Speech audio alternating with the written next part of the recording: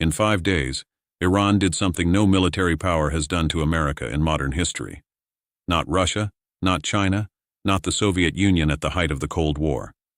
In 5 days, 120 hours, Iran destroyed half of America's Patriot missile defense systems deployed across the entire Middle East. Half gone in 5 days. Let that number breathe for a second before we get into what it actually means. Because the financial cost alone is staggering. $7 to $8 billion of American defense infrastructure eliminated using weapons that cost a fraction of a percent of that value. But the financial cost isn't even the most devastating part. The most devastating part is the timeline to replace what was just destroyed. America manufactures 96 THAAD Interceptor missiles per year. 96. That's 8 per month. 2 per week. Iran fired 500 ballistic missiles in the first week alone, and that was the warm-up phase. The cheap weapons, the expendable arsenal Iran used specifically to drain American defenses before deploying anything serious. The math is not complicated. It is, however, catastrophic. Trump has now demanded emergency production increases, 400 interceptors per year instead of 96. The defense contractors nodded. The engineers looked at their production lines, their component supply chains, their specialist workforce requirements, and the answer that came back was the answer nobody in Washington wanted to hear. That's when the expanded production capacity comes online 7 years from now. The industrial base, the technical components, the trained personnel required to manufacture these systems at scale. You cannot conjure them out of urgency or executive orders. They take years to build. The factories need motors and guidance systems and specialized materials that have their own supply chains, their own production timelines, their own bottlenecks. America's missile defense manufacturing capacity was built for peacetime maintenance and modest restocking. It was never built for a war that burns through interceptors faster than they can be produced. Iran's military planners knew this number. They knew America made 96 interceptors a year. They designed their campaign around it. Fire enough cheap projectiles fast enough and the math does the work for you. In week 1, Iran forced American defense systems to burn through approximately 150 THAAD interceptors, almost 2 years of production capacity, stopping a fraction of Iran's cheapest weapons. The expensive radar systems are now destroyed. The interceptors are depleted, and Iran hasn't touched its advanced missile arsenal yet. The old weapons, the low-grade drones, the older generation ballistic missiles are now exhausted. Iran used them as a tool to empty American quivers. They served their purpose. They're done. What comes next is what Iran was actually saving. Now here's the piece that should genuinely unsettle every defense analyst who has spent years assuming American military dominance is a permanent feature of the global landscape. America cannot bring replacement systems from elsewhere without creating new vulnerabilities. The Patriot and THAAD batteries still operating in South Korea and Guam, the ones protecting American allies in the Pacific theater, are the only significant reserve America has. Moving them to the Middle East means stripping Pacific defenses. Leaving them in place means the Middle East gap stays open. There is no third option. The production pipeline is empty for years. The reserve is committed elsewhere. And the gap in the Middle East is not theoretical. It is operational and growing by the day. This is what strategic exhaustion looks like. Not a single catastrophic defeat. A methodical, calculated draining of resources across multiple vectors simultaneously until the defender has nothing left to defend with. Scott Ritter, the former U.S. Army intelligence officer who was raided by the FBI for saying exactly this would happen, warned the world. He said American bases would be hit. He said Iranian accuracy would be devastating. He said the casualty numbers would be something the American public wasn't being prepared for. His reward for being right about everything was a federal raid and a media blackout. The men who ignored him are now asking where the interceptors went. Oil is at $95 a barrel today. Analysts are no longer debating whether it hits $150. They're debating the timeline, and one prominent scenario, if Gulf oil production cuts materialize as storage capacity maxes out, has $200 a barrel in the discussion. $200 a barrel. The last time oil spiked at a fraction of that level, it caused a decade of stagflation across the Western world. We're in week 1 of Iran's advanced weapons phase. The real campaign hasn't started yet. Iran has 31 active command centers, 31 separate military command structures, each with its own designated targets, its own operational chain, its own standing orders. Some are tasked with Israel, some with Gulf state infrastructure, some with American naval assets, some with Gulf military installations, some with regional shipping lanes. And here's the critical detail that changes everything about the diplomatic situation. The man who could coordinate all 31 and apply strategic restraint, who could tell certain commands to hold, who could manage the pace and intensity of operations to preserve negotiating space is gone. America killed him. When you eliminate a military leader of that authority, you don't create a power vacuum that weakens the enemy. You create 31 autonomous command structures with standing orders, established target packages, and no central authority telling any of them to slow down. That is what America and Israel created when they killed Iran's supreme leader, not a decapitated organization, a decentralized one. And decentralized military commands with standing orders and operational independence don't stop because a diplomat makes a phone call. They execute their missions until ordered to stop by a legitimate authority. And that authority no longer exists. China tried to broker talks. Nothing happened. European nations attempted mediation. Nothing happened. Russia attempted back-channel communication. Nothing happened. Not because Iran is being irrational, because there is genuinely no single decision-maker with the authority to call all 31 commands simultaneously to stand down. America destroyed the off-ramp when it pulled the trigger. This is not an abstraction. This is the operational reality that every intelligence service in the world is now contending with. The conflict cannot be diplomatically resolved because the structure required for Iran to honor a diplomatic resolution no longer exists in the form that signed agreements require. You need a counterpart. You need someone with command authority. You need the chain of control that American bombs deliberately severed. Now let's talk about Europe, because what's happening there right now adds another dimension to this crisis that most coverage is missing entirely. Europe has no gas. Russia, which was supposed to be isolated and weakened by Western sanctions after Ukraine, has done something elegant and ruthless. It told Europe it won't supply them. Not can't, won't. Russia looked at the Middle East conflict, looked at the Gulf energy disruption, looked at Europe's position, simultaneously cut off from Russian gas and now facing Middle Eastern oil chaos, and decided this was the moment to maximize leverage. European governments that 2 years ago were lecturing the world about energy independence and the transition away from fossil fuels are now sitting in emergency energy sessions trying to figure out how to keep their populations warm and their factories running through a crisis that was entirely predictable and entirely preventable. The German industrial economy, the engine of European prosperity, is facing energy costs that make manufacturing in Germany increasingly non-competitive with manufacturing anywhere else.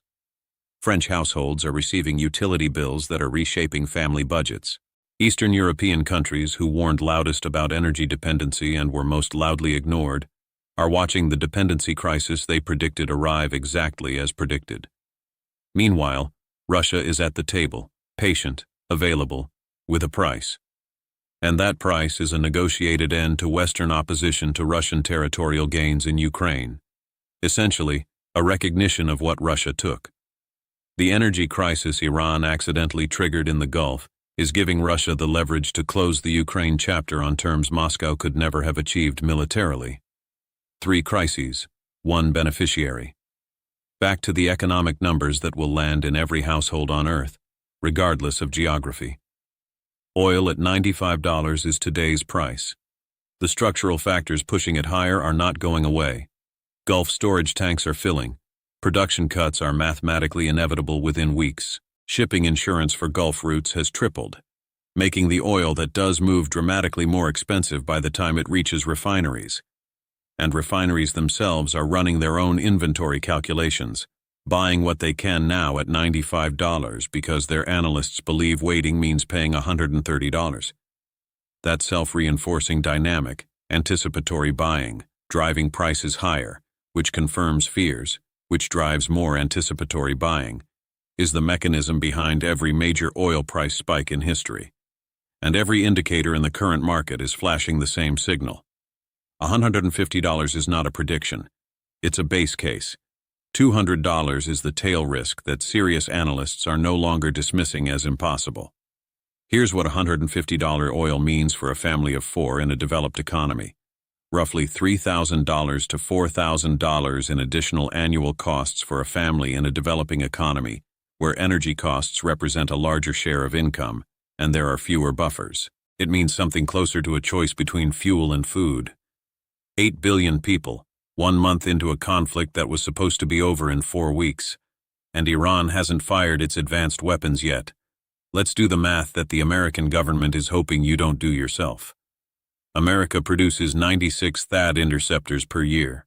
Iran fired 500 ballistic missiles in week 1, the cheap week, the old inventory week, the strategic depletion week, designed specifically to burn through American defenses before the real campaign begins. Even assuming a generous intercept rate, America burned through close to 2 years of interceptor production in 12 days. The radar systems that guide those interceptors have been destroyed in Jordan. The Patriot batteries, half of all American Patriot systems deployed in the region, are gone. The replacement timeline is 2033, 7 years. The current conflict timeline, based on Trump's own revised estimates, is 7 months minimum. Those two numbers don't coexist in any version of reality where American military credibility in the region survives intact. You cannot fight a 7-month war with a 7-year replacement timeline. The math produces one outcome.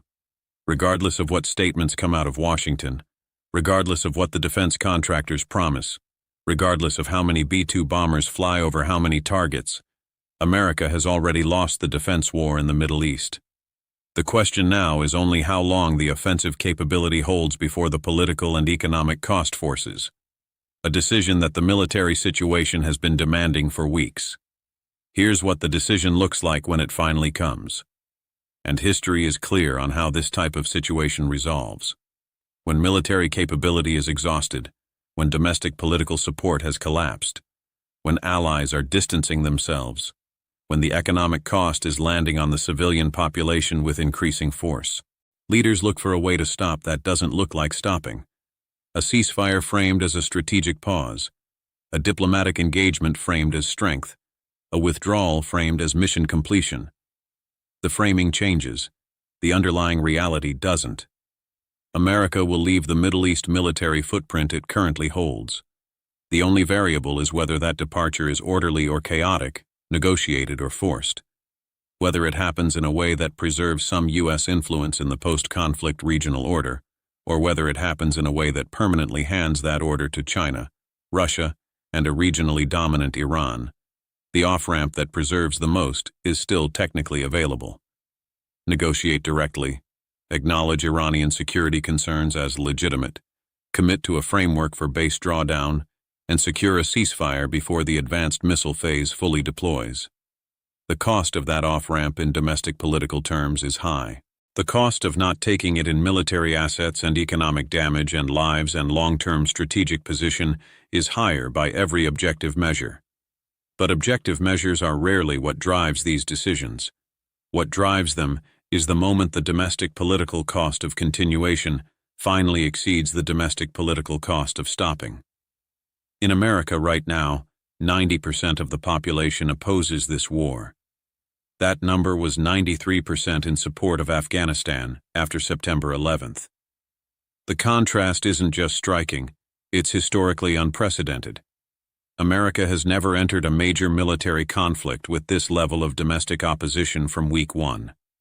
That opposition is going to intensify as oil prices rise. As the economic impact becomes visceral and personal, as the casualty numbers currently being managed and minimized and carefully framed by an administration that knows the real figures would end the war overnight, eventually become impossible to fully contain. Journalists trying to cover Israel are being blocked at every turn. Reporters say plainly that they cannot get accurate information about what's happening inside the country. Bunkers are being hit, buildings are being destroyed, and the official casualty numbers from American installations where direct missile strikes are being reported with single-digit death tolls are being treated with open skepticism by every military analyst who understands what those weapons do to the people inside those buildings. The truth has a way of getting out. It always does. The only question is the timeline.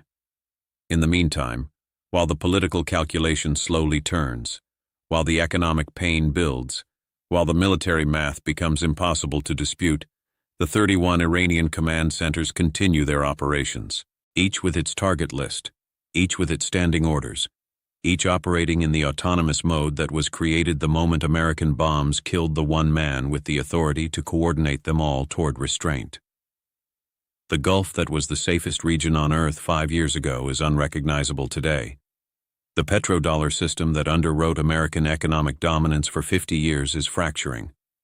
The missile defense architecture that cost hundreds of billions to build is half destroyed and unreplaceable for 7 years. And the advanced Iranian weapons, the ones that weren't fired during the depletion phase, the ones that were carefully preserved while the cheap inventory did its work, are still in their launch systems, fully fueled, fully targeted, waiting. History doesn't grade leaders on their intentions. It grades them on results. And the results of this particular chapter are going to be studied in military academies and economics departments and political science programs for the next 100 years as a case study in what happens when arrogance replaces analysis, when certainty replaces intelligence, when the people with the power to prevent catastrophe chose at every available off-ramp to accelerate toward it instead. The missiles are still coming, and America just ran out of ways to stop them. Hi, I am Marcus. See you in next video.